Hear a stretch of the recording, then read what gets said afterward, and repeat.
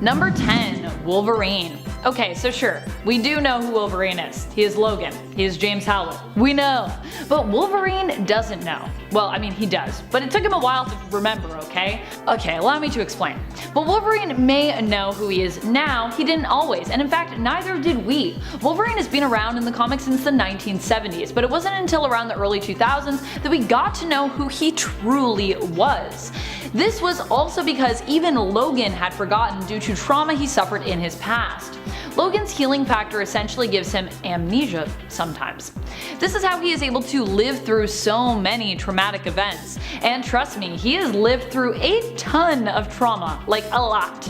Who knows how much of his past could still even be lost to us, or other identities that he lived in. He actually fathered a bunch of children and seems to have forgotten that, so. His brain seeks to mentally heal him from any horrific memories by essentially causing him to forget them. But beyond that, Wolverine has been alive since the 1800s, so I mean it's no surprise that he may have forgotten some things. He's pretty old in actuality, and therefore it makes sense that we didn't know until, like, years and years later. Number 9. Black Noir. While we may have uncovered the secret identity of the Black Noir in the comics, it took us a long time to actually get there. For a long time, no one knew who Black Noir was or where he came from, which actually made him way more terrifying. He was silent, often fully covered, and his identity remained a mystery. We eventually found out that he was the crazed clone of fellow Seven member Homelander, tasked with taking out the original version of himself should Homelander step out of line. But we have yet to know if the same identity will apply to the character in the Amazon Prime series. There have been some notable differences from the comic in the series, and the actor who plays Black Noir is not the same one that plays Homelander. Anthony Starr plays Homelander, while Black Noir is currently played by Nathan Mitchell. Only time will tell if the show will follow suit, but for now, the identity of Black Noir in the TV series still remains a mystery. Number 8. Impossible Man. Impossible Man is more imp than hero really, but he has helped out the Fantastic Four on a few occasions and attempted to save planet Earth from Galactus, so I'm going to let him claim superhero status for his attempts at heroism in this video. He often behaves like a small child, needing attention and becoming obsessed with television at one point. But unlike a small human child, he has no real identity. What? As such, his identity can never really be revealed, as it does not exist. Impossible Man hails from the planet Pop-Up, which does not use names. Impossible Man claims that on his planet, his people just simply know who they are.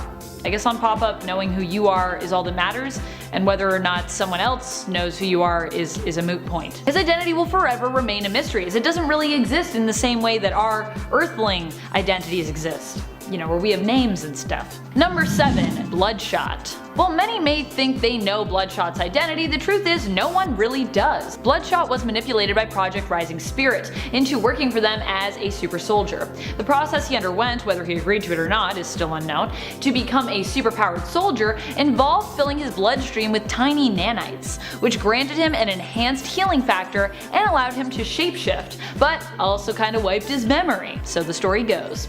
Project Rising Spirit then decided to give their soldier memories of different backstories during missions to help motivate him, meaning he never really knew who he was and thought a lot of the times that he was actually personally invested in those missions, when he sorta wasn't. And he wasn't even aware that they were manipulating him this way for quite a while.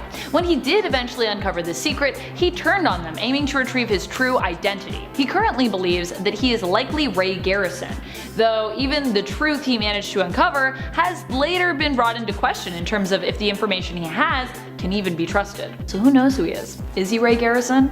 Number 6. The Question. Not Vic Savage, who we evidently do know, but the Question of the New 52. This version of the Question is part of the Trinity of Sin, and his identity has yet to be revealed. The 7 Wizards of the Rock of Eternity decide to pull up 3 of the worst sinners in Earth's history to judge.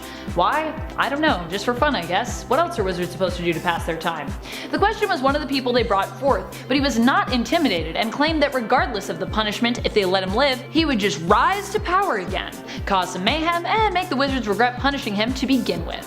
The wizards were obviously none too pleased, so they erased his name from his mind and wiped it from history, and wiped his features off of his face as well. Note to self, do not get on the bad side of the 7 wizards. Dolphin. Dolphin is a DC superhero who you may know through her connections to Aquaman and Aqualad, who she has both teamed up with and been a romantic interest of. For both heroes, actually. As a young girl, she fell off of a cruise ship and was saved from drowning by a mysterious alien race. The aliens used her as a test subject and altered Dolphin so that she could survive underwater. She spent most of her adolescent life underwater away from Atlantean culture or humanity, and it was revealed that she was mute when rescued from a shark attack by an oceanography crew. She eventually learned sign language and later learned how to speak, though she never really seemed to be able to recall her original identity or her parents, only ever being known in the comics as Dolphin. She doesn't even really like to talk that much. She's pretty shy.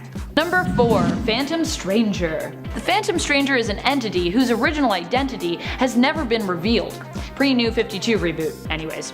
Even the character's backstory seemed to be a wash in his original incarnation, as we all had theories in regards to how the Phantom Stranger came into their power. Most of the stories suggested that the Phantom Stranger's powers derive from a religious heritage, and that often the time he has spent on Earth was part of some kind of penitence or punishment. One story suggested that the Phantom Stranger's origins could actually be based more in the cosmos, and that he was the remains of a previous universe who had passed on his powers to one of the scientists who ended up viewing the end of the universe which he originated from.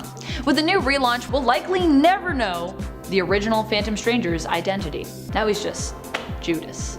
Number 3. Hooded Justice. Coming to us from the original Minutemen out of Watchmen, Hooded Justice was known for being the first masked vigilante. He maintained a secret identity even with his fellow Minutemen. No one truly knew who the Hooded Justice was. A brutal vigilante, all that we know is that he was likely German. Hooded Justice was a violent vigilante who was also secretly gay. So many secrets! He ended up having a relationship with fellow hero Captain Metropolis, but even then did not disclose his identity, not even to Nelson. Originally, it was thought that Hooded Justice disappeared to avoid the government's mandatory unmasking policy for all known vigilantes. This, however, turned out to be untrue. In reality, it was comedians' plot to frame Hooded Justice for child murders, which led to his death at the hands of the original Night Owl. Number 2. The Female of the Species. The Female of the Species is part of the vigilante group looking to take down the Seven, the boys. This Dynamite comic book character's true identity has not really been fully explored in the comics or in the television series. What we do know is that the female has superhuman strength and a compulsion to kill. While she's a good person, she will even harm her friends if made to feel uncomfortable. She was originally thought to be mute, but has on occasion spoken. They thought she had no tongue, but then she spoke. I don't know. She received her powers as a small child after she was brought into her mother's work and left unattended, where she crawled into a bucket and was thereby exposed to Compound V. The small child killed many people at the facility before she was apprehended and spent a good amount of her life in captivity, heavily sedated. Number 1. Judge Dredd. Okay, so here's the thing with Judge Dredd. We do know his identity, Joseph Dredd, and yet his identity also eludes us in terms of his facelessness. He has never been unmasked. Or I mean, that's not really true. What I should say is that even when he has been unmasked, the audience was not privy to seeing his true face. Even when he's been unmasked, his face has been censored. Why? Because John Wagner, co-creator of Dredd, preferred it that way. Wagner wanted Dredd to represent justice, and the fact that you never see his face is supposed to symbolize how impartial Dredd is, the facelessness of justice. To Wagner, justice should have no face, no soul. And this has actually become a rule in Judge Dredd comics, one that was sadly broken in the 90s film Judge Dredd. JK, apparently Sylvester Stallone was Dredd the whole time. Number 10. Power Rangers. When these teens with attitude first get their powers, they are given 3 rules to follow. Count them, 3. First, they must never use their powers for personal gain. Second, they must never escalate a fight unless forced to. Can only fight with equal force, defensive styles, which is also often what the law says in North America when it comes to fighting someone. Can only use equal force. And finally, they must keep their identities secret. No one can know that they are the Power Rangers. Zordon asks the same of Tommy when he joins as the Green Ranger, though from that point on the rules would get a little loose, a little lost really. The original Rangers though had to promise to uphold all of these rules and to protect their secret identities or risk losing their powers. Despite the fact that the villains often magically seem to know their secret identities, the Power Rangers still managed to keep their civilian identities unknown when it came to the general public. And I guess villains just never really saw the point of outing the teen's secret? Number 9. Luke Cage / Carl Lucas. I know what you're about to say, but everyone knows who Luke Cage is. And yes, of course, you're right, everyone does. But not many people know who Carl Lucas is. Carl Lucas was the original identity of Luke Cage, who later adopted the mantle after his transformation into a superhero allowed him to break out of prison. Luke Cage was originally a superhero persona that ended up kinda just becoming a full-on identity for Carl, who even changed his name to Luke Cage. He was briefly Power Man, but ultimately decided to just go back to being Luke Cage, making that name both his superhero name and his actual name. Similar to his wife actually, Jessica Jones. She's kinda got a similar thing going on there. So there really is nothing to reveal with Luke because his given name has just been long forgotten and his civilian identity is his superhero identity, so can't reveal something that just exists. Number 8. Green Arrow / Oliver Queen. Alright fellow Arrowverse friends, I'm going to need you to take a seat for this one, because when it comes to Green Arrow's secret identity staying secret, the one place that it is not safe to visit is the Arrowverse. In the show Arrow, Oliver pretty much just reveals that he's Green Arrow at any chance that he can get. But in the comic book world, he's much more successful at keeping the truth under wraps. Somehow. Despite the fact that Queen Enterprises seems to have helped fund the Justice League when it started, and his later marriage to the publicly known hero Black Canary, and the fact that at one point he co-owned a flower shop called Sherwood Florist. That's not a dead giveaway, right? Still, the public seemed to be astoundingly unaware of the man behind who Green Arrow could be. Could it be Oliver Queen? Nah. Number 7. Green Lantern / Hal Jordan. Okay, so the weird thing about Hal Jordan's superhero identity, Green Lantern, is that apparently a mask is basically all that stands between him and his secret civilian identity being known by the public. And I know you might be thinking, come on Amanda, that can't be all it is. There has to be something else protecting him from being recognized, maybe like something that he's creating with his ring, like some sort of force field. Nope, apparently for Green Lantern, that's their disguise. Yeah.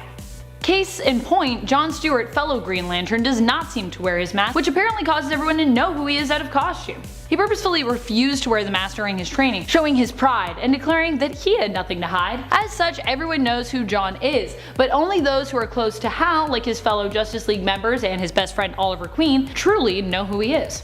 Number 6. The Sentry / Robert Reynolds. Other heroes may know Bob Reynolds, but the public certainly does not. And for a time actually not even the supers knew. I mean, not even Bob knew. He chose to have his mind and everyone else's on the planet Earth's wiped when it came to the existence of the hero altogether, which is what made it possible for Marvel to have him as a hero, who was active even before the Fantastic Four, apparently. He was the original B44. Bob, with the help of Doctor Strange and Reed Richards, sought to make the world forget him because they all discovered that Robert was more than just the Sentry. He also had a second personality, the supervillain, the Void. And just like the Sentry was the embodiment of pure good, the Void was kind of the embodiment of, you know, pure evil, so not so good. One could not exist without the other, so he became banished and forgotten for years and years and years. Even since his return, only colleagues and his wife really know the truth about his secret identity. Number 5. Wonder Woman / Diana Prince. Wonder Woman originally bought her identity off an American nurse, which allowed the real Diana Prince to go off and get married, becoming Diana White. That's right,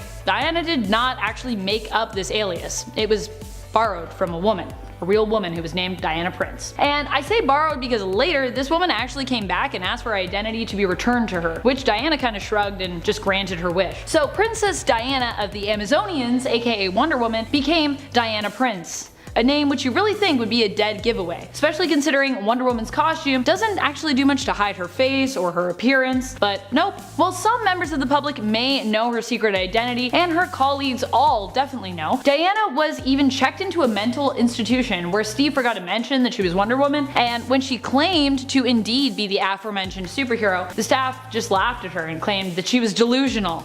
They were like, no, you're just Diana Prince.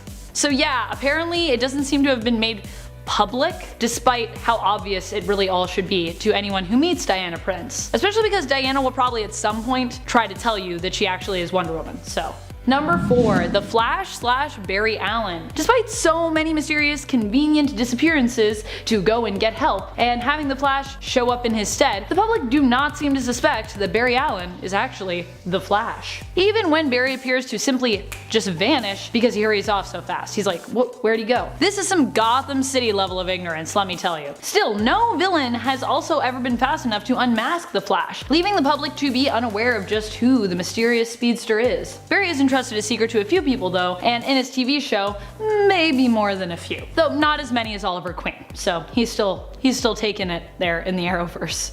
Oliver Queen every episode has to tell someone else that he's actually Green Arrow. Barry Allen trusts only family and some close friends and colleagues with his secret. Number 3. Booster Gold / Michael Carter. Booster Gold is a superhero straight out of the 25th century. He found himself inspired to become a hero after learning more about the 20th century superheroes during his time working as a security guard at the Metropolis Space Museum. Stealing futuristic equipment from the museum as well as its security bot, Skeets, Michael Carter used a time machine to travel back in time where he used the equipment he stole to become super and save the president. What a great first introduction.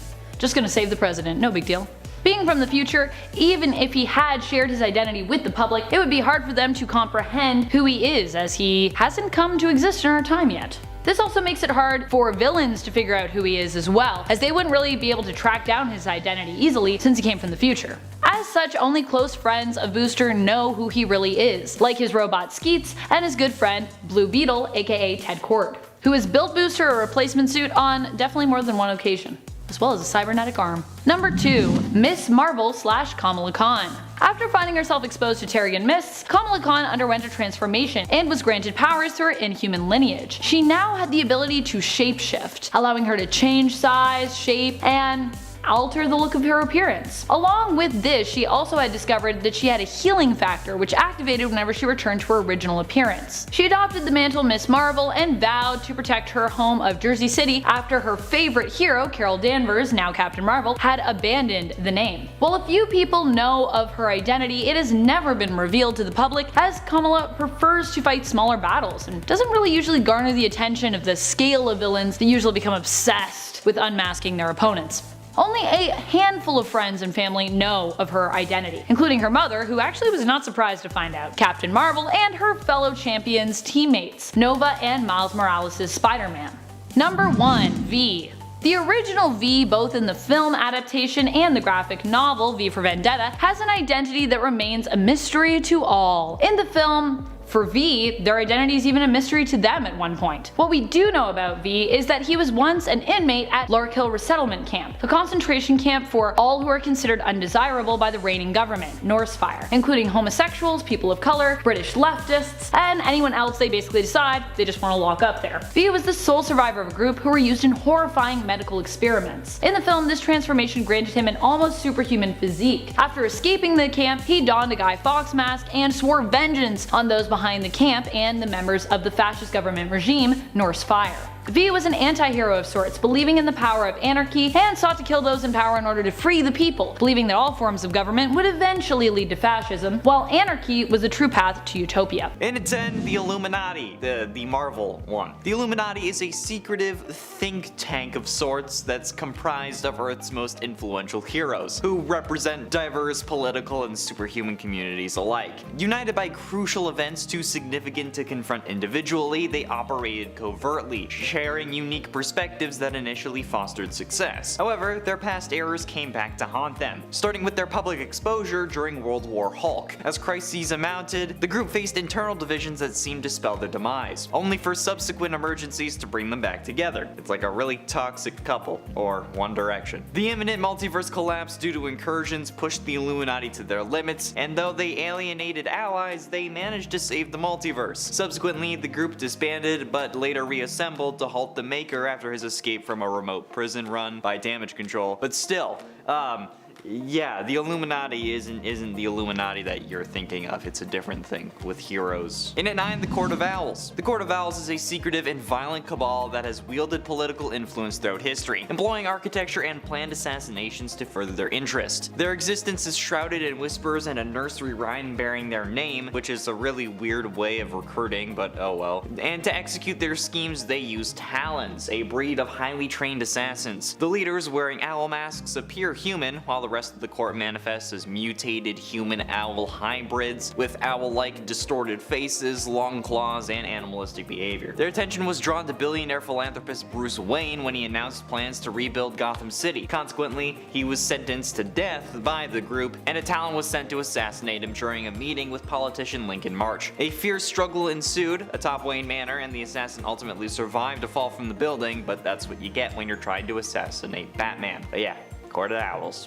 It's a secret society, I don't know what else to say. And at 8, the Spider Society, not the one you're thinking of. The Spider Society in the comics is a secret organization founded in 1099 AD in Castile, devoted to worshipping totemic spider deities. They have a long-standing rivalry with the Sisterhood of the Wasp, and their chosen warriors, known as Hunters, possess spider-like abilities granted by the spirit of the Hunter. WebCorp, based in Manhattan, New York, serves as a front for the Spider Society, hidden with multiple layers of shell companies and the like, because of course it's New York, even incorporating offshore to maintain secrecy. Among their ranks are Jessica Drew and Ezekiel Sim. They were former Hunters, with Ezekiel continuing until his death. Anya Corazon was initially believed to be a Hunter, but she passed the true power to Nina Smith. Thanks to her affiliation with the Spider Society and possession of the Hunter's power, Anya gains the ability to understand the language of spider totems. Throughout history, the Spider Society and its Hunters have played a vital role in the ongoing conflict with the Sisterhood of the Wasp, guarding the secrets of their ancient totemic worship. But yeah, it's not the Spider Society from the Into the Spider-Verse movies. It's a different one. But hey, I mean, I guess that also counts as a secret society. In its 7, League of Assassins. The League of Assassins, or League of Shadows, founded by Ra's al Ghul, operates as a covert organization with the mission of protecting its leader like a deadly fang. Its members are highly skilled killers, mastering various martial arts and obeying Raz's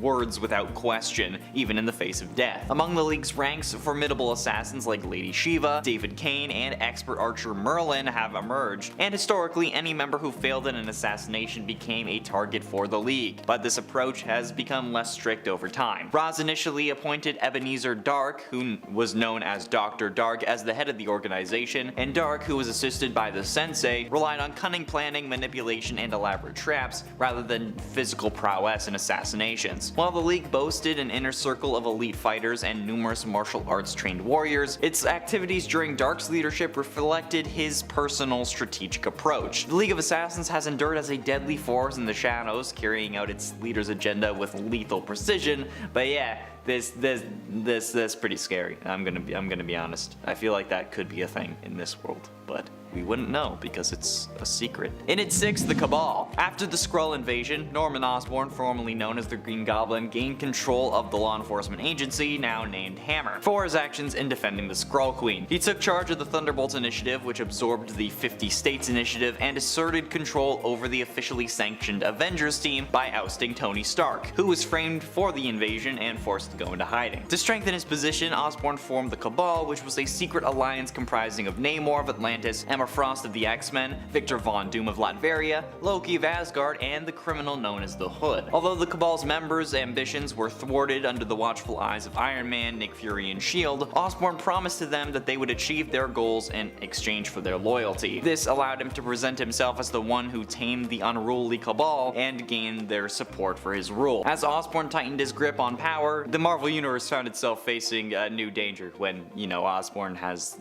just a lot of super people underneath him. That's never a good thing. Halfway through, in at number 5, the Foot Clan. That's right, we're throwing some TMNT in here. The Foot Clan, also known as the Foot, serves as a ninja clan in the TMNT or Teenage Mutant Ninja Turtles franchise, and it's led by Shredder, making it the primary adversary of the Ninja Turtles and their allies. Comprised of numerous faceless ninjas, the Foot Clan's main purpose is to engage in battles with just the Turtles, although individual Foot ninjas might not be particularly formidable. They are remarkably persistent, constantly returning to attack the Turtles more and more and endure just getting their asses kicked yet again. Originally inspired as a parody of Marvel Comics' Daredevil's criminal ninja clan, the Hand, the Foot Clan shares similarities with its namesake, originating from feudal Japan, practicing ninjutsu, and delving into dark arts and black magic. In their present form, they operate as powerful international organized crime rings, involved in various illegal activities from smuggling, trafficking with arms, and assassinations. But yeah, I mean, with Shredder leading them, you should be scared. And they started off in comics, because Ninja Turtles was a comic, so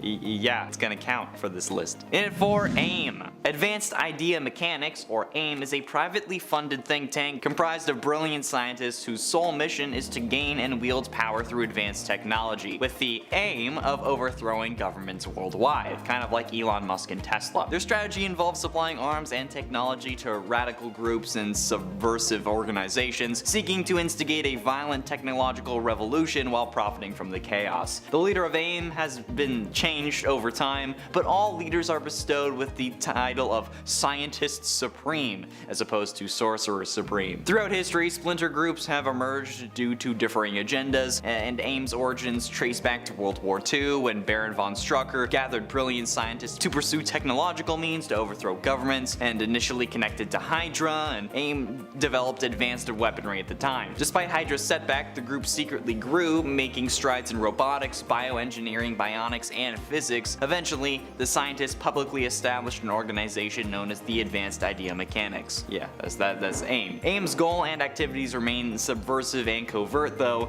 and their relentless pursuit of power through tech makes them really scary because like I said, it's very reflective of Elon Musk to an unsettling degree. Getting close to the end at number 3, the Black Glove. The Black Glove is a secretive criminal organization seemingly led by Dr. Simon Hurt, comprised mostly of wealthy and morally corrupt individuals. I mean, obviously it's a secret organization, including dictators and millionaires. They convene infrequently, possibly once a year, to place bets on life and death challenges imposed on third parties by the Black Glove. In the aftermath of the Wayne family's tragic demise, the organization attempted to perform a sinister human sacrifice, aiming to summon the Bat God Barbados and frame the Waynes for the ritual. Concealing their true intentions, the Black Glove poses a group of fluent individuals known for extravagant parties, yet the true nature of these gatherings is shrouded in mystery. Alongside their wealthy clients, the Black Glove employs a team of actors to execute their schemes. Not actual actors, you know what I mean, okay? They employ people to do the stuff. And additionally, they maintain ties with corrupt government officials, granting them the ability to manipulate medical records and influence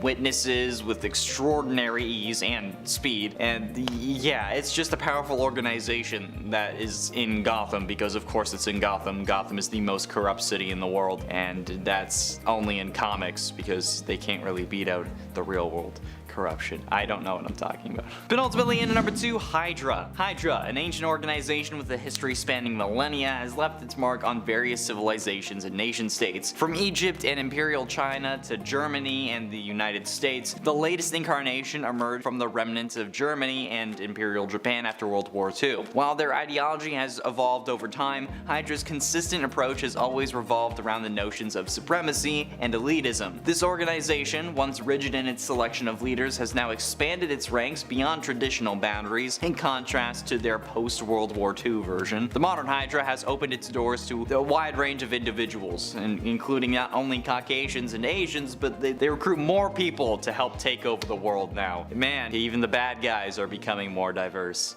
But, you know, media's not. And finally, in number 1, the Church of Blood. The Church of Blood is a violent and secretive international cult that has endured over centuries, led by a line of leaders known as Brother Blood. This enigmatic organization has carefully cultivated an image of benevolence to the world, but the truth was exposed by the Teen Titans. Originating in the small European nation of Zandia, the Church of Blood's roots trace back to the aftermath of the Fourth Crusade in 1202. The Zandian people suffered at the hands of Christian knights, leading an unnamed priest to rally the people and drive the invaders away. In a ritual bathed in the blood of the fallen crusaders, the priest claimed to gain strength and immortality, adopting the title of the first Brother Blood. Under the founding Brother Blood's influence, the Church of Blood was then established, with him positioned as a divine figure of worship. Throughout the centuries, subsequent descendants of Brother Blood have perpetuated the cult, maintaining their grip on power through secrecy and deception, and I mean, it also kind of extends the myth that he was granted immortality. This society also made an appearance in Arrow Season 2 as the group of Mirakuru-powered soldiers that Slade Wilson made to lay waste to Starling City and get revenge on Oliver, and Brother Blood was just Sebastian Blood. But hey, yeah, it was a thing, so I gotta put it at number 1 if it was in the Arrowverse. This is me we're talking about. Starting us off in at number 10, Superman. Over the years, Superman's identity has been revealed, almost revealed, shared amongst allies, discovered by enemies, you name it. For a dude whose identity is masked solely by a pair of spectacles, the fact that he has remained remained anonymous to most is actually kind of impressive. Now, in 1986 in Superman issue 423, we got to see Clark Kent's secret identity exposed during a live television broadcast in a story penned by Alan Moore. Now, this would eventually be tossed out from continuity when Man of Steel would be rebooted, and the title of Superman's comics would be altered after this issue to Adventures of Superman, although still kept the issue count. Now, of course, Brian Michael Bendis is planning on having Superman reveal his identity as Clark Kent to the world again in the most recent run of his comics. Because in case you didn't know, Bendis is attempting to ruin everything iconic about Superman. Remember when he decided to rewrite what happened to Krypton and Superman's father? Yeah, that was dumb and disappointing. So don't expect much from this upcoming story. But according to him, he's just bringing Superman closer to being, I quote, the best version of himself. Ugh.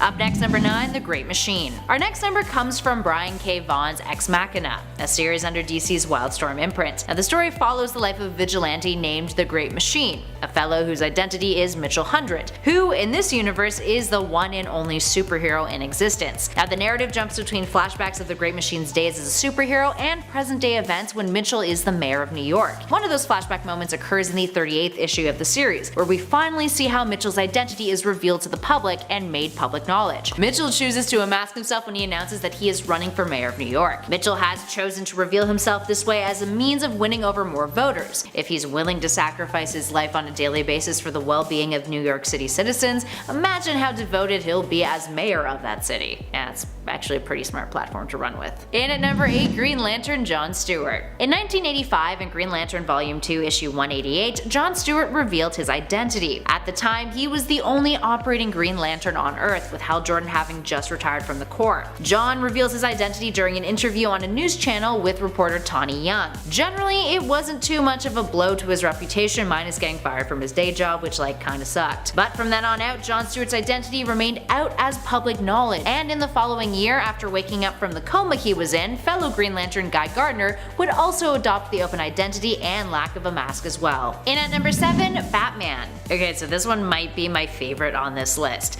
Similar to Superman, there has been numerous instances where Batman's identity has been revealed to another character or has almost been revealed to the public. But perhaps one of the best identity reveals for the Dark Knight comes at the hands of his pal, the Man of Steel himself, Superman. In this case though, we're looking at the Injustice universe, where the world's finest aren't really pals. This happens in the Injustice comics, and Superman uses a very 21st century method to get the news out there. He posted about Batman's identity on Twitter. His tweet was short and sweet: Batman is Bruce Wayne. Now for context, this occurs in the earlier days of their feud in that universe, and the tweet occurred after Superman attempted to reveal Bruce's identity on a live broadcast, which failed because Bruce shut it down before he could. Personally, I love some of the online reactions to these panels, particularly how fans questioned why Superman wasn't verified on Twitter, and how he managed to get that profile picture of him flying towards a camera. I mean, reasonable questions to ask, really. In at 6, Ozymandias. Ozymandias, aka Adrian Veidt from Watchmen, is a character whose identity was already exposed by the time we encounter him in the panels. But in terms of the overall story world of Watchmen, that reveal is one that continues to make an impact to this day. Now for the sake of this number, we are solely looking at Watchmen and none of the new Doomsday Clock narratives. So,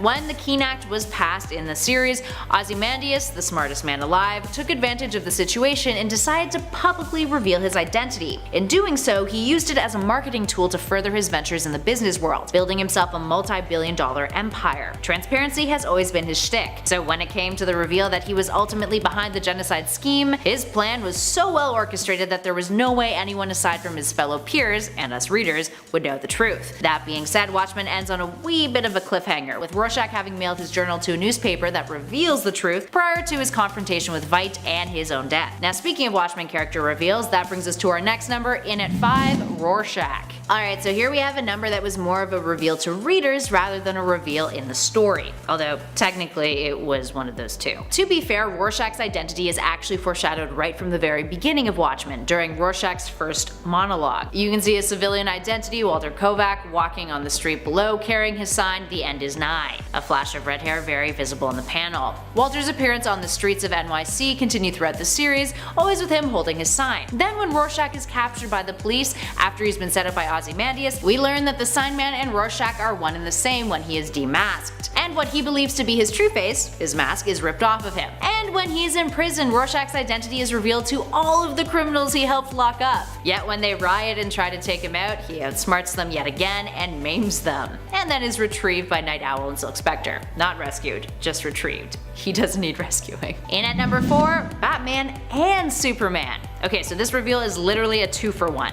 We are talking about that time that Batman and Superman in the Silver Age accidentally revealed their identities to one another, and it just made them closer friends. So back in 1952, Batman and Superman met and worked together for the very first time in Superman issue 76, long before they tag teamed on the regular in World's Finest. Now in this story, the two of them shared a cabin while on a cruise ship, as Bruce Wayne and Clark Kent. When trouble is stirred up on board, they both react by saying they're tired and turn off the lights in their cabin. Then, while in the dark, they each quietly changed into their superhero costumes. But then, light pours through the porthole in their cabin, revealing the truth to one another. Pretty ridiculous, but also incredibly wonderful at the same time. Later versions of the story would be redone in more realistic ways, like in the animated 1997 Batman Superman World's Finest film. Up next at 3, Tara. DC's Tara has a different kind of reveal. She went from being a member of the Teen Titans to the shocking reveal that she was actually a villain, working for Deathstroke, and a completely different person than what we had seen her portrayed as being before. And also her and Deathstroke might have a weird, inappropriate sexual relationship. Tara is the pivotal character in the Judas Contract, which is one of the most iconic Teen Titans storylines to date. She would join up with the Titans, flirt with Beast Boy, and then all of a sudden this 15-year-old superhero reveals herself to have been infiltrating the team, motivated out of her hate and anger towards the world. One of her creators also called her a slut, so almost caused the downfall of the team too. The revelation of her true identity and motives occurred in Volume 2 of the New Teen Titans issue 34, and she would be later defeated for good, aka killed off, in the Tales of the Teen Titans Annual 3, 1984. Up next at 2, Spider-Man. Spider-Man is a character who's had reveals in both the comics and the MCU, and in both cases, the reveal has made major waves in their respective universes. Now let's start off with the MCU reveal, since that's the one that we haven't seen the full reaction to yet. So, in Spider-Man Far From Home, in the first post-credits scene, J. Jonah Jameson makes an appearance in which it's revealed that, despite Peter defeating Mysterio, the villain had the last laugh, framing Peter as a homicidal criminal. He reveals his identity as well, which Jameson then exposed to the public, much to Peter's shock. Now, in the comics, Peter has had to juggle a few different reveals in the past. Back in 1966's The Amazing Spider-Man issue 39, the Green Goblin found out Peter's identity after he found a way to neutralize his Spidey sense. He trailed Peter home to discover him returning to Aunt May's house, and he then attacked him on the spot. But perhaps the more important reveal came much later, during the second issue of the Civil War story event. Peter's identity was publicly revealed, and it would eventually lead to a series of terrible events, including Aunt May being attacked and almost dying, with Peter having to strike a deal with Mephisto to save her, which in the process undid his marriage to Mary Jane Watson and rebooted him in Brand New Day, where his identity became a secret once more. And last but not least, in at number 1, Iron Man. This one is a double whammy yet again. We are talking Tony Stark in both the comics and the MCU for this number, since both were pretty darn monumental. And really, there's been multiple occasions in the comics where Tony Stark has revealed his identity to the public, but he's also taken it back a bunch of times. In 1998's Iron Man Captain America Annual, Tony used a device that made the world forget that he was a superhero persona. He once revealed his identity to the public in the middle of a press conference to save a dog. He revealed it again in Iron Man Volume 3, issue 55 in 2002. It also happened in the first Civil War story event, which occurred between 2006 and 2007. Now that one was entirely intentional, and meant to be a permanent reveal, as a means of garnering support for pro-registration in Civil War Frontline issue 1. What can we say? Tony loves the limelight, and he's strategic as But the best reveal comes in the form of the cinematic adaptation of Tony Stark. In the MCU, at the end of the first Iron Man film in 2008, Tony Stark holds a press conference and decides that he's going to reveal his identity as a superhero, which is the event that is responsible for kickstarting the rest of the MCU. And that, my friends, is something that changed everything. Even in our own world, the pop culture impact that the MCU has had is undeniable. Number 10, The Winter Soldier. The Winter Soldier story arc is one of the most famous Captain America stories around. Not only was he a formidable foe for Steve physically, but also emotionally, because it turned out that he was none other than his best friend, who he thought was dead, Bucky Barnes. When the secret was revealed, it was a huge deal for the Captain America comics going forward. Now, of course, when the movie came out, hardcore fans knew who the Winter Soldier was, but that didn't take away from how good the movie was. I mean, it was really good. To this day, it is considered to be one of the best MCU films, and it will stay that way forever. Number 9, The Return of Superman. When Superman died at the hands of Doomsday, the comic world was changed forever. Like, forever. No one thought that DC would ever kill off one of their best-selling characters, but they did. Naturally, fans thought this meant that he was gone for good. But there was no way that DC wanted to let their most famous character stay dead forever. And of course they didn't. Superman did return. It was revealed that he didn't actually die, but he was in a Kryptonian coma that protected him and healed him when he was close to death. I mean, fans were happy that he was back, but by doing so, it opened the floodgates to characters dying and coming back forever.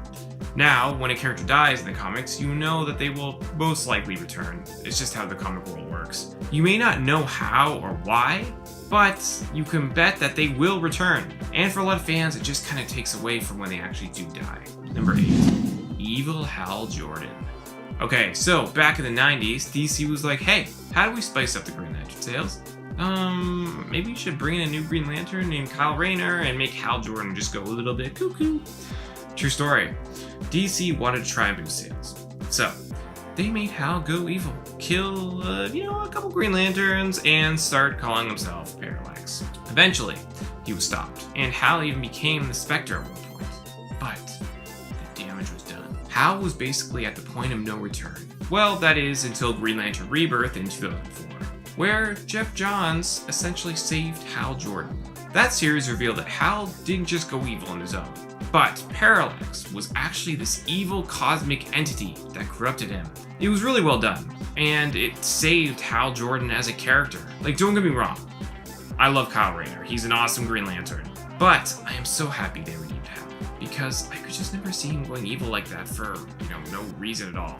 Number 7, Martian Manhunter on Supergirl. On the TV show Supergirl, we always knew there was something fishy going on with her boss and head of DEO, Hank Henshaw. I mean, right off the bat, they showed his eyes glowed red. But comic fans just assumed that they were teasing him to be Cyborg Superman, like in the comics. But oh boy, were we all wrong. And actually, I don't think we've ever been happier that we were wrong. Turns out that he wasn't Hank Henshaw after all, but John Jones, aka the Martian Manhunter. No one expected that reveal. And on top of that, we got the best live-action version of Martian Manhunter yet. I mean, they completely nailed his look and personality. I still don't know how they managed to pull this off and keep it a secret, but oh man, I'm so happy they did. Number 6, Barry Allen is Savitar. Alright, so this was also a really, really big deal. I mean, people had so many theories about who Savitar was, but when it turned out to be Barry Allen, it really changed the show. It instantly made Savitar that much more interesting. Don't get me wrong, he was always a cool and scary villain, but he lacked the emotional connection of Reverse Flash or Zoom. And once the secret was revealed, it instantly made things more interesting. I think the only thing that bugged fans was that they wish they revealed it a little bit sooner in the season so that we could have gotten more of all that evil Barry drama. It really changed up the dynamic because it was Barry that they were fighting. A slightly different version of Barry, but one that had all the same memories as the original. So it made for a very interesting dynamic. Number 5, the Unworthy Thor. During the original Sin storyline, Nick Fury whispered something to Thor, and because of whatever he said, Thor became unworthy to wield Mjolnir. That led to someone else pick up the hammer and become Thor. And Thor then went on to become known as Odin's son and star in his own miniseries, The Unworthy Thor. It was a big deal for comic fans. And a lot were wondering what Fury could have possibly said to make Thor unworthy. Turns out that he only said 3 words. Gore was right. This, of course, takes us back a few years to another Thor story. And Gore is referring to Gore the God Butcher. Gore believed that all gods had become unworthy because of their actions, and when Thor heard Fury say those words, it became too real for him. And then he became unworthy. And even though it sucks he lost his hammer, I mean, how cool did he look as the unworthy Thor? I mean, he looked badass, and it gave Thor one of his best stories in years. Number 4, Tony Stark's parents. In the Marvel Cinematic Universe, it was always known that Tony's parents died in a car accident. Over the years, we kept getting new little pieces of information about it. In Captain America the Winter Soldier, while Steve and Natasha were talking to Zola, you saw how Howard Stark was one of the ones that Hydra ended up taking out. This led fans to theorize how it happened. But in Captain America Civil War, we found out the mother of all secrets. Bucky was the one that killed Tony Stark's parents. And Cap kind of knew about it. This caused massive ramifications in the MCU. It caused Steve and Tony to stop talking. And Tony tried to kill Bucky, but Cap stepped in and the two had this massive emotional fight. Just goes to show you that one secret can change everything. Number 3. Gwen Stacy and Norman Osborn. This specific story is still really weird. Even years later, during the 2004 storyline since passed, it's revealed that Gwen Stacy actually cheated on Peter with none other than the Green Goblin himself, Norman Osborn. Yep, it's crazy. But this secret isn't over. Because not only were they together, they had kids. Gabriel and Sarah Stacy. Gwen eventually does go back to Peter, and of course, Norman gets mad, and, well, we all know how that story ends. Spoiler, it ends really badly for Gwen. Number 2, Compound V. In the TV show The Boys, superheroes are a well-known thing. They get paid to do what they do. I mean, they're just basically celebrities. They get paid to do what they do. Think of them, they're just kind of like us, celebrities. In that world, it was always believed that some people were just lucky and they were born with powers. But oh no, that would just be too easy. You see, Thought International was secretly injecting babies with something called Compound V, which would give them superpowers. And in turn, they would end up working for them and making God a ton of money. Pretty sneaky, right? I mean, they were just injecting babies and paying off people to keep quiet about it. So evil. But hey, it made for some great television. Number 1, Oliver Queen liked killing. Okay, so in season 5 of Arrow, Adrian Chase, aka Prometheus, was torturing Oliver Queen and made him reveal something that would essentially change the show forever. That after years of being trapped on an island and being forced to kill to survive, Oliver actually ended up liking it. Now, he didn't just like killing in general. It kind of turned into an enjoyment of killing bad people. Regardless, it was a big revelation and also shows just how far he has grown as a character. I mean, he stopped killing altogether after season 1 to honor Tommy. And then he kind of went back to it after, sometimes after some of his friends died and he believed that he shouldn't have been holding back. And then it kind of just turned to he would kill if he had to. Now, does this make him a bad person? No. I mean, the guy experienced all sorts of dark and twisted trauma.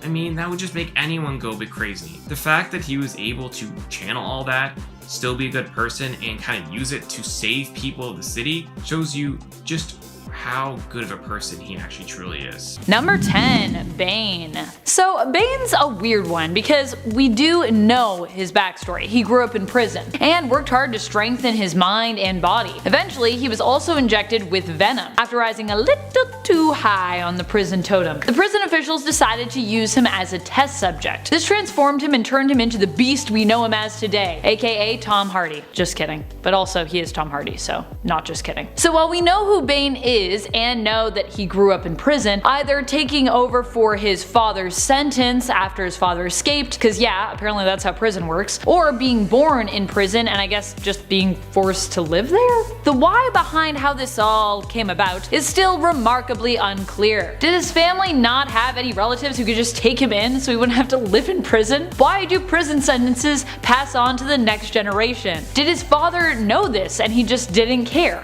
What we know of his backstory just begets more questions. And he never is really given a birth name, just Bane. So his identity remains unknown because he was never really permitted to have one. He was truly born in the dark. Number 9, Mystique. You think you know who Mystique is, but odds are good none of us will ever truly know who she is. Or at least we won't know if we know, you know? Because of her remarkable shape-shifting abilities, it is impossible to know if the standard blue-skinned form we are used to seeing her in is her actual form or not. It's possible she may not even have been female at birth. Mystique often goes by the name Raven Darkholme, but no one even knows how truly old she is. We know she met her lifetime lover Irene Adler, Destiny, earlier in the 20th century, and that she met Logan around the same time as well, but we do not know anything of her life before that. It is possible that Mystique could be thousands of years old, could have been born with a completely different name than Raven, and could have even been born a man. Who knows? Not me. Number 8, Ruby Thursday. Unsurprisingly, Thursday Rubenstein's origins have yet to really be revealed in the comics.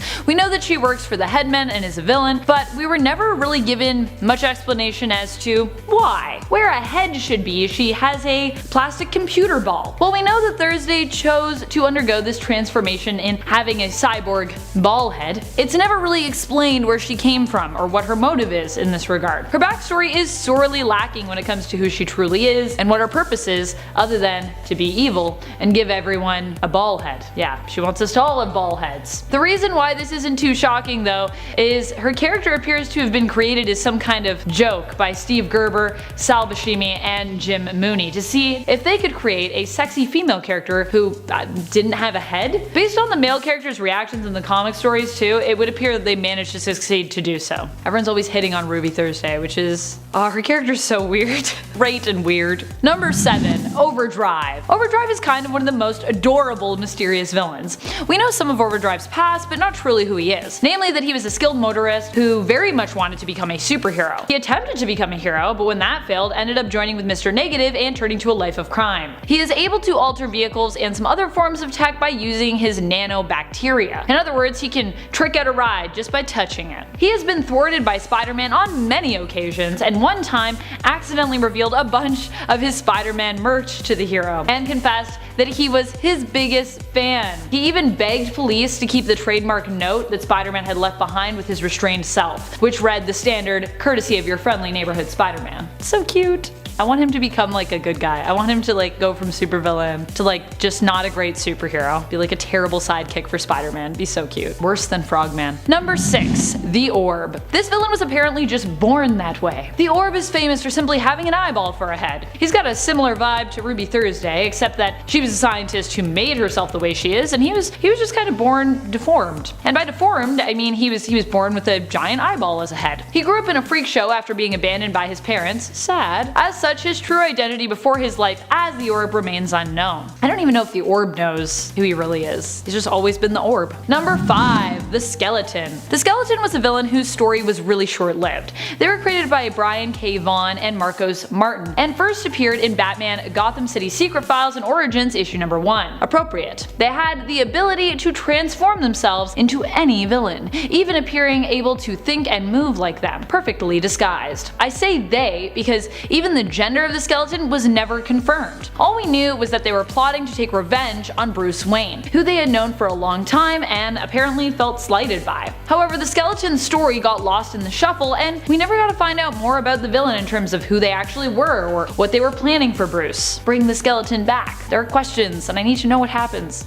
Number 4, Automatopoeia. Truly a villain I wish we saw more of in the comics. Automatopoeia was originally a Green Arrow villain who was created by Kevin Smith and Phil Hester. He gets his name from the fact that he only speaks in onomatopoeias, words that represent sounds. Snap, buzz, sizzle, squelch. You get the idea. He has also gone up against Batman only to be defeated, but managed to escape the bat by stabbing Joker in the heart, forcing him to choose between saving the Joker's life or catching Onomatopoeia. Batman, being Batman, of course chose to save the Joker, allowing Onomatopoeia to escape. Later the villain resurfaced as the vigilante Baphomet, and we appeared to learn much about his personal life, but it turned out that his vigilante persona was all a ruse. He had used the persona to get closer to Batman, only to betray Bruce and kill his lover at the time, Silver St. Cloud. Who knows if what we learned of the villain was actually part of the ruse or not? Was it true? Was it a lie? It was probably a lie. Also, what a twist. Ka-clack. By the way, I'm the villain that got away. Number 3, the Foreigner. Despite existing since the 1980s, there's very little we know about the Foreigner. He is a Spider-Man villain who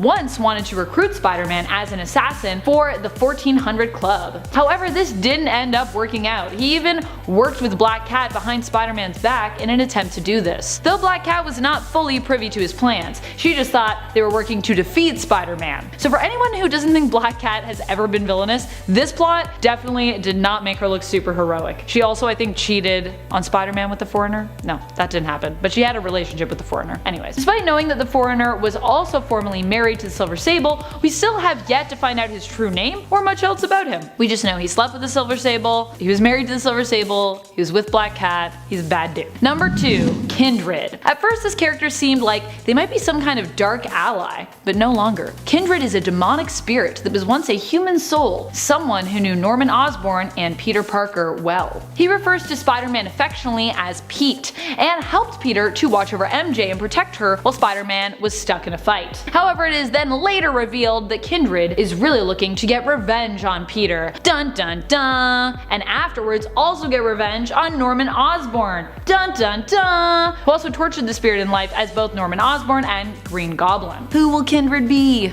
Tell me the secrets. While many have theories as to who the spirit could belong to, the comics have yet to confirm whether any of our speculations are true. So you gotta wait to find out. Read more. Hopefully we get to find out and doesn't just disappear. Number 1. The Joker. Seems like anything we find out about the true identity of the Joker just leads to more mystery. The Joker has probably had more origin stories than any comic book villain, potentially any comic book character except for Power Girl, and has remarked before that if he must have one, he prefers it be multiple choice. Both his name and backstory have yet to be pinned down, and recent information that Batman received has only led comic book readers and Batman himself to have even more questions. What is going on here? Batman asks the Mobius chair about the Joker's identity, and is told about 3 Jokers, leading to even more intrigue when it comes to the Joker's true identity, and throwing all of us fans a curveball. We were not expecting that in issue 50 of the 2011 Justice League series, let me tell you. I was like, we're gonna get answers? Nope. You know when Batman's like, impossible, that it's like, what's happening? Number 10. The Bombastic Bagman. Amazing Spider-Man number 258 is an important issue in the character's history. It is the issue where Mary Jane admits that she knows that Spider-Man's secret identity is Peter Parker. It's the issue where the black symbiote suit causes Peter to have his iconic nightmare. And it's the issue where Spider-Man takes his black suit to the Fantastic Four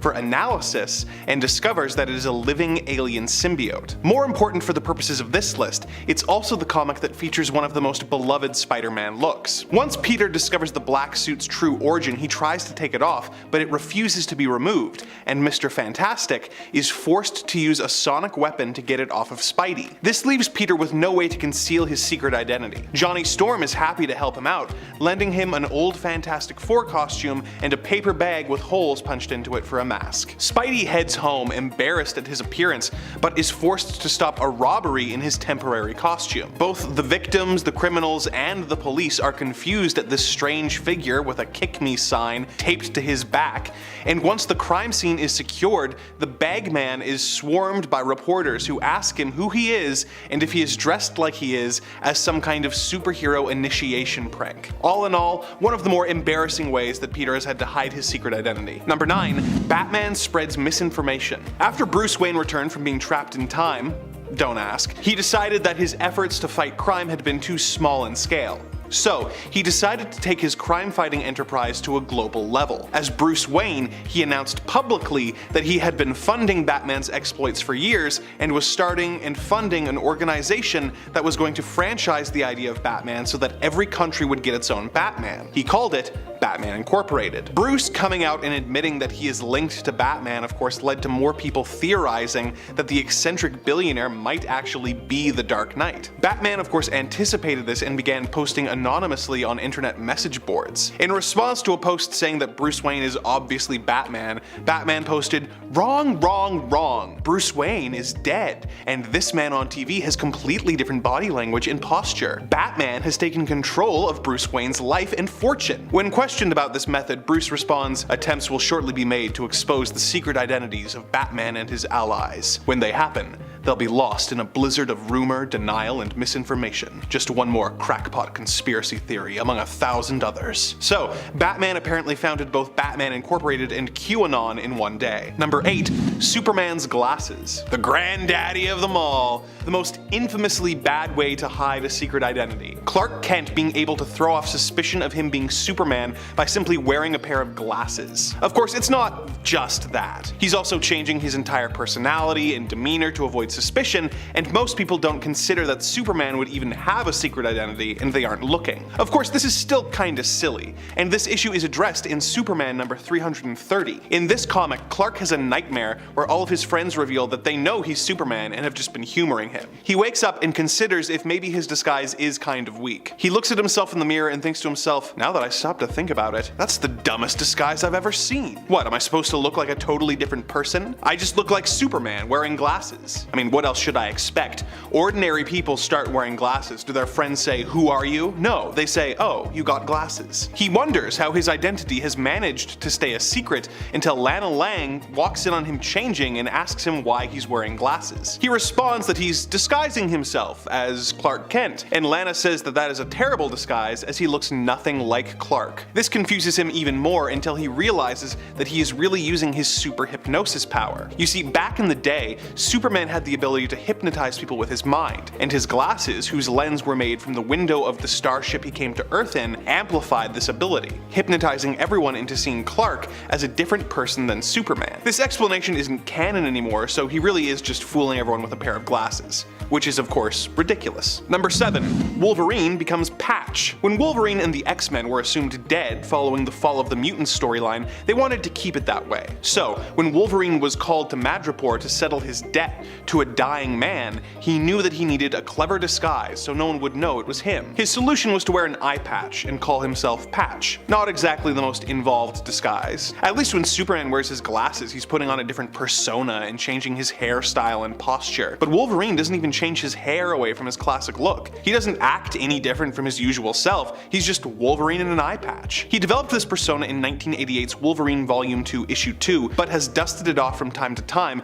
using it as one of his go-to disguises when he needs to keep a low profile. Of course, Wolverine typically wears a mask on his X-Men adventures, so the general public probably isn't overly familiar with his face, but it's still not a very clever disguise. Number 6. The Flash is always late. Barry Allen is of course one of the fastest men alive, being able to reach insane speeds so fast that he can travel back in time. He is a masked hero, so it's a bit easier for him to hide his identity, but in order to prevent people from being suspicious, he has developed a foolproof method of throwing people off of his scent. He never shows up on time for anything. The logic being that if he has super speed, surely he would be able to get to appointments on time. Of course, constantly showing up late for everything is more suspicious than if you just did it occasionally, and a better way to stop people from suspecting him would be to stop wearing a prominent ring with a lightning bolt on it on your finger, which makes people assume that Barry has some kind of link, possibly even an engagement, to the Flash. Number 5. Trench coats. You know, in Marvel movies, whenever anyone has to go undercover, they do so by wearing like a baseball cap and sunglasses? Well, the classic comics equivalent of this was the classic combo of a trench coat and a fedora, despite just making the person look like themselves in a trench coat. It remained a staple of comic books for years, with some notable examples being The Thing from the Fantastic Four, as well as it being the go-to disguise for the Teenage Mutant Ninja Turtles. They still just look like giant turtles in trench coats. While we're on the subject, what is the point of the turtles wearing masks? Are there other giant mutant turtles that they might be confused for? Back on the subject of trench coat disguises, my favorite rendition of this trope is from Marvel's Godzilla King of the Monsters number 19, where Godzilla has been shrunk down and is running through the city. He needs a disguise, so he is put in a trench coat and hat, and it works until some thugs try to mug him and he throws off the disguise and attacks. Number 4. Daredevil's twin. When it comes to superheroes trying to protect their identities, few characters have had such a hard time of it as Matt Murdock, aka Daredevil. You'd think that being blind would throw people off the scent, and yet his identity has been leaked so many times it's almost a running joke that everyone knows who he is. One of Matt's earliest and strangest attempts to hide his life as Daredevil came in Daredevil issue 25, when Matt's friends, Foggy and Karen, found a letter from Spider-Man doxing Matt. They confronted him about the letter, and he was forced to think on his feet. He basically told them, no, I'm not Daredevil. That's my identical twin brother, who I've never mentioned before, Mike Murdock. Foggy and Karen of course do not believe this, as he has never mentioned Mike before, and they ask if they can meet him. Matt says sure, and later shows up in flashy clothes and a beatnik attitude, claiming to be Matt's twin, who is Daredevil and can totally see, despite the fact that he is always wearing sunglasses. Somehow this works, and Karen and Foggy never wonder why the two are never in the same room together. Matt continues this Mrs. Doubtfire style charade for the next 16 issues, before eventually faking Mike's death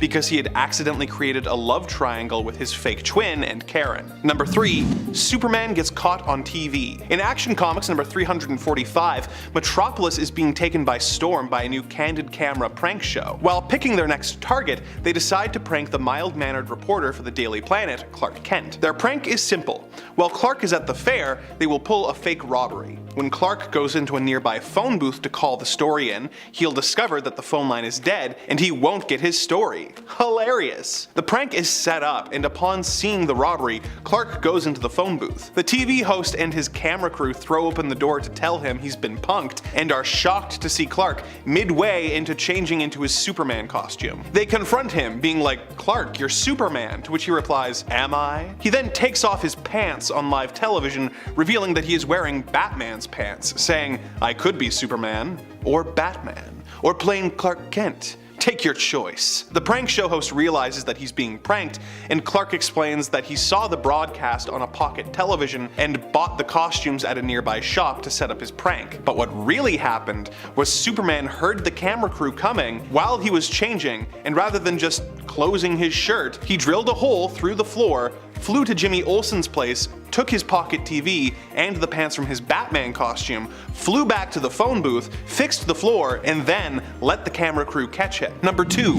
Rainbow Batman. In the classic Batman story featured in Detective Comics number 241, Dick Grayson witnesses a robbery and sees that the getaway car is about to hit a little girl. He pushes her out of the way, but hurts his arm in the process. His heroics make the news, and the whole of Gotham hears about his story. It comes to light that the criminals are planning another robbery, and because Dick witnessed the robbery, Batman needs him to come along as Robin to identify the crooks. The problem is that it is now a matter of public record that Dick Grayson has an injured arm. So, if people see Robin with a hurt arm, they might make the connection and discover their secret identities. Batman decides that in order to protect their identities, he will wear a different colored costume every day until they catch the criminals. His logic being that people will be so weirded out that they'll be staring at him and ignoring Robin. He goes through red, blue, yellow, orange, green, and even a white batsuit with a target on it before eventually taking out the criminals in a rainbow batsuit. The plan works and no one notices Robin's arm, but poor Alfred must have been exhausted making all those multicolored batsuits every night. Number 1. It's a bird. It's a plane. It's Superman, dressed as a bird. In the story The Private Life of Clark Kent, featured in Superman Family number 197, Clark gets home after a long day, only to discover that his neighbors have left him a mynah bird to take care of while they're away for the weekend. The bird keeps bothering Clark, saying quotes from classic movies that it picked up,